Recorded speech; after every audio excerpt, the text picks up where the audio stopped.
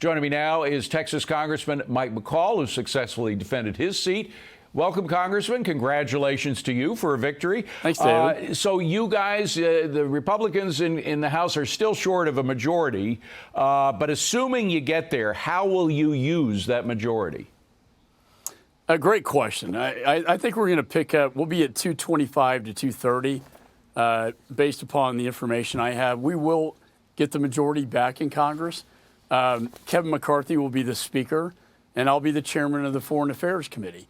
And we're going to have a good agenda. We're going to address the economic crisis, the energy crisis, the border crime crisis, and from my purview, the national security crisis that we're seeing playing out across the world. And so we will also have oversight and investigations and accountability, which has been far lacking under the Democrat-controlled Congress. Let me just ask specifically about something that Congress really doesn't have that much control of, which is the regulations that we've seen specifically on our energy production in the United States, oil, gas, and coal. Can you stop Biden's overregulation of these sectors that's causing a crisis in energy in the United States?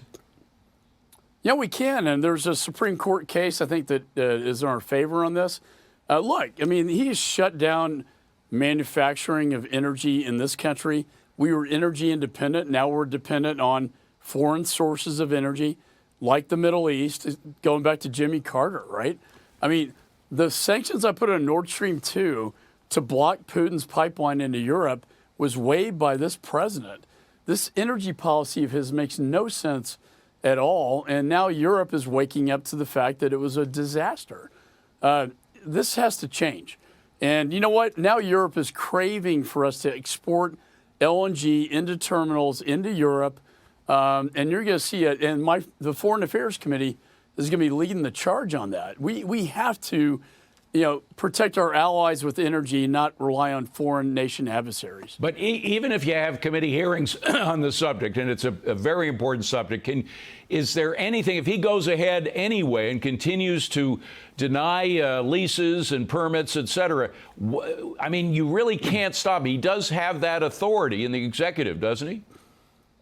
Well, he does. But on the other hand, I was the guy that lifted the ban on export controls of LNG on the Foreign Affairs Committee. And those are things we can do legally. I think, elections do have consequences. And I think the American people, realize this energy policy is a failure with rising gas prices.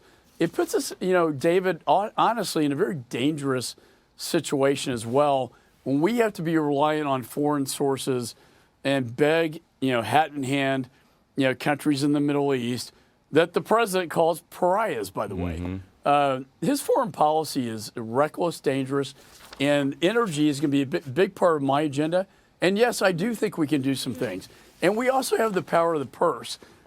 Don't ever forget that. The biggest power the House of Representatives has under the Constitution is the power of the purse. To change policy in the executive branch. But even there, you have the president, through executive order, essentially just dismissing about $500 billion worth of student debt. It might go up to $1 trillion. So once again, one would think that would be a part of the nation's purse. It's certainly our tax dollars that are going to be used for that. How can you stop that? Well, I think it's unconstitutional. I mean, for him to spend that amount of money through an executive order, not go through the Congress, which has Article I authorities under the Constitution, the power of the purse. I would hope the courts, and it would probably go to the Supreme Court, would say that act, that executive order is unconstitutional.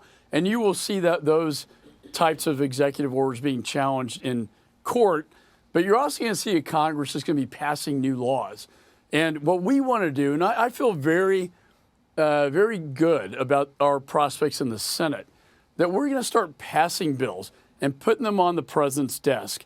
And he's going to have a choice. He can either veto all of those, or he can do what Bill Clinton did in a page out of his playbook, maybe start working with the Republican Congress.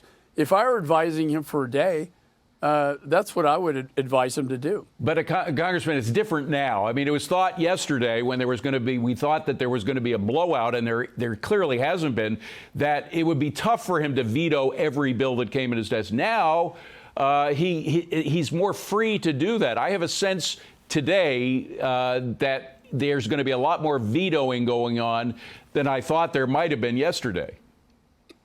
Oh, absolutely. I think he's going to veto a lot of things, but that would be at his political peril and the political peril of the Democratic Party. When the American people see dysfunction and they don't see us working together to get good things done for the country, for the American people, the party that is the obstructionist that stops that pays the political price in the polls, and I'm talking about 2024. Congressman, we're going to go to Ed Lawrence, who just was with the president as he was wrapping up his view of what happened yesterday. But I want to ask one thing the president said, and we don't have to play the soundbite, but he said essentially that he wants tax cuts for working people. Now, he didn't describe exactly what it was. He said, you know, rich people and corporations don't need it. But could you work with the president on some form of a tax cut?